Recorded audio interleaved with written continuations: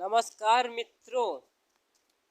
कौन था श्री राम का वो पोता जिसने पांडवों को महाभारत युद्ध में ललकारा था। जब महाभारत युद्ध की घोषणा हुई तब कौरव और पांडव अपनी अपनी सेनाओं को शक्ति बढ़ाने के कार्य में जुट गए और दुनिया भर के सभी राज्यों के राजाओं से सहायता की प्रार्थना की। पांडवों को उम्मीद थी कि धर्म के मार्ग पर होने के कारण सभी राज्य उनके पक्ष में खड़े होंगे, लेकिन अधिकतर राज्य कौरवों के पक्ष में जा खड़े हुए और कौरवों की सेना की संख्या अधिक होती चली गई। हैरान की ये बात थी कि जब श्री राम की नगरी अयोध्या का समर्थन भी कौरवों को मिला और पांडवों के हाथ कुछ न आया। जिस समय ये युद्ध हुआ उस समय श्री राम के पोते अयोध्या नरेश थे। श्री राम के पोते वृद्धदल अत्यंत शक्तिशाली थे। वृद्धदल श्री राम के ज्येष्ठ पुत्र कुश की 32वीं पीढ़ी में जन्मे थे। महाभारत युद्ध के समय वृद्धदल की रघुकुल वंश के प्रतीक थे।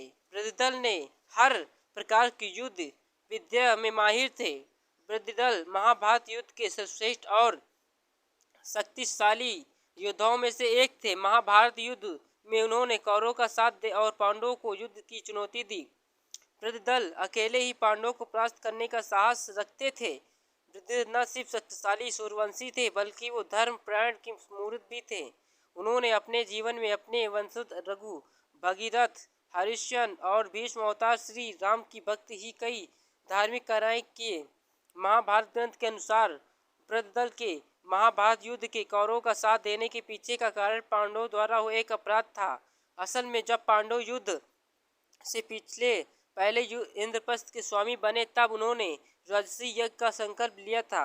यज्ञ के प्रति युधिष्ठिर ने अपने भाइयों को विश्व के सभी राज्यों पर अपना अधिपत्य करने का आदेश देते हुए युद्ध के लिए भेजा। भीम, नकुल, सहदेव और अर्जुन भाई की आज्ञा पूरा करने के अलग अलग राज्यों में पहुंचे। इन्हीं से एक राज्य था अयोध्या, जहां भीम ने वृद्धदल को हराकर अयोध्या को अपने अधीन कर लिया था।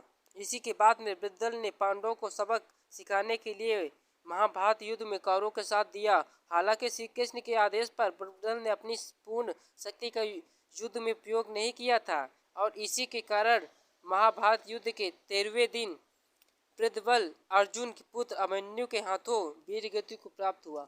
अगर आप हमारे चैनल पर नए हैं तो हमारे चैनल सब्सक्राइब करें, कमेंट करें, लाइक करें, शेयर करें, बेल आइकन दबाना ना भूलें।